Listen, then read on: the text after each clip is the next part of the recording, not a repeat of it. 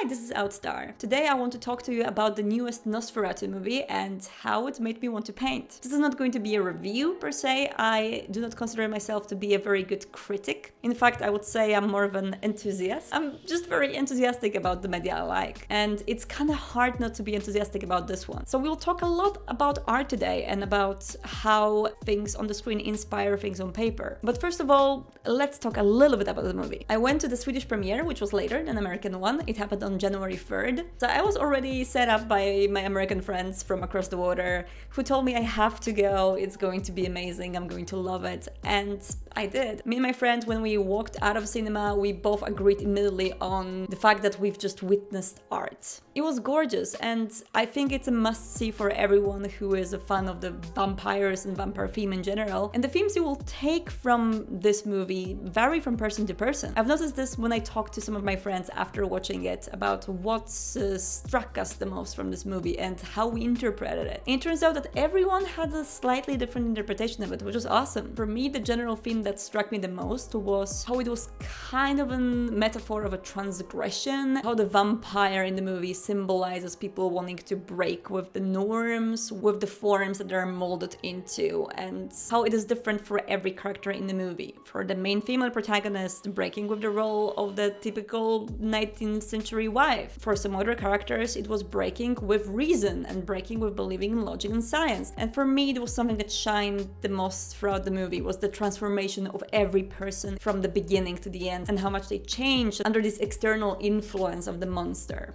And when I was hearing my friends' interpretations and the metaphors that they caught, it just became clear to me that the movie is very much a conglomeration of a lot of vampire metaphors. Vampire as a sickness, vampire as temptation, vampire as the great unknown, the alien, the outsider that doesn't fit in a society, but also the plague, the epidemic. I think it's kind of similar in a way to another thing I want to talk about in one of the future videos, which is the AMC's Interview with the Vampire, one of my favorite series, if not a favorite series ever, actually, on how it takes the original material that it worked with and it presents it anew while being very truthful to the original, but also highlighting certain themes in a different way. And I think it's what shines the most in both of these interpretations or reinterpretations. It was also funny for me that one of the biggest controversies around the movie was the mustache on the Nosferatu. While I thought it was amazing, and his whole design that was very boyar-esque also kind of reminded me of a Polish szlachta. It was just super on point and very Romanian too, and I loved it. Most importantly, and this is tying into the art section, his quite meticulous design was obscured throughout the most of the movie.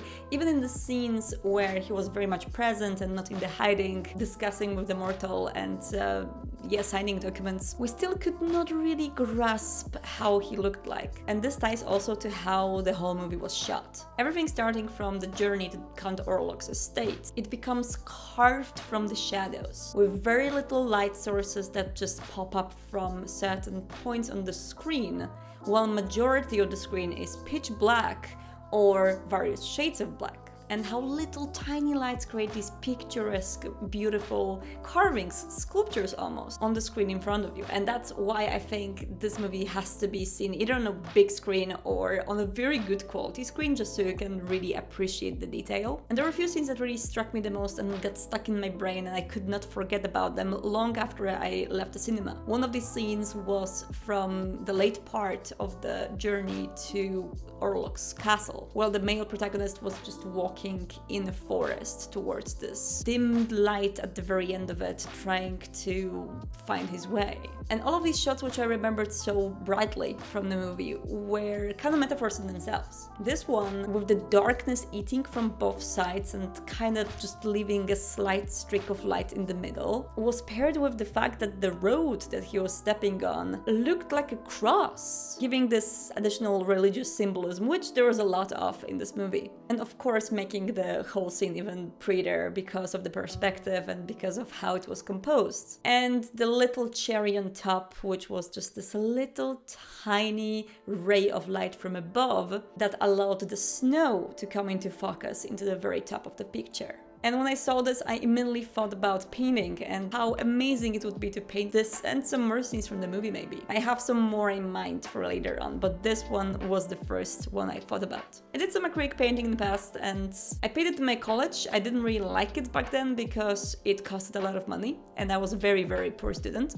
My exam sessions were horrible because we had to paint on very big formats, and because of that we have to use a lot of paint. So I was always diluting my paint a lot in water in order just for it to last me for more time, because I just couldn't afford to buy more acrylic. They were very pricey for my pocket. And because of that, I really disliked painting during studies. I preferred drawing and I was not very happy about using traditional mediums at all. As soon as I could, I moved to digital mediums because they were free. I didn't have to pay for them. When the decision was, you know, you're either gonna afford more food or you're gonna afford paint, I would just rather afford food.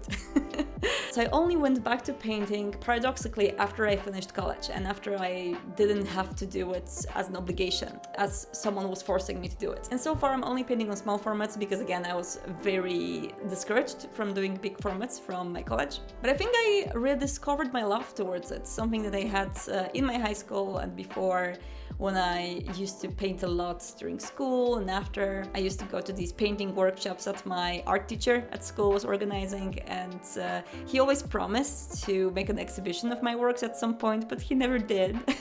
Oh no, a lot of sad memories with painting. But no, now it's actually really good. And it's such a wonderful pastime to have. And there's no one forcing me to do it, so it's really nice. So anyway, I did start with a pencil sketch and I was doing it all on stream. By the way, please feel free to follow me on Twitch TV/Outstar. I'll be probably doing more of them in the future. And then I was slowly layering the acrylics. The main kind of a tip I've heard back in the days, and it does work in practice, is to start light and then go darker and darker. It's the opposite kind of to oil. It's mainly because the dark really peeks through in acrylics very easily. And because of this, I started pretty conservative with the darkness. I was going a little bit more for the blues and the greens. And only afterwards, when I stopped the stream and when I kind of relaxed for the night and came back to the painting, I went bolder with the dark colors and the kind of vignettes that was around the painting. I also did the little thing with the brush where you sprinkle it with your finger, kinda. You're making a little bloop with your finger in order to get the little drops of the paint on the canvas. This way I've done the snow and the little rocks on the ground, just to add it a little bit more texture. And yeah, the only things visible on the sides are kind of just the tree trunks peeking from the darkness, while the whole focus is in the middle on the dude that is going towards the light at the end of the forest tunnel. So here's the painting in the end. Thank you, Nosferatu the movie, for inspiring me to do this. This video is not sponsored by Count Orlok. Whee! Walk into the darkness, my friend.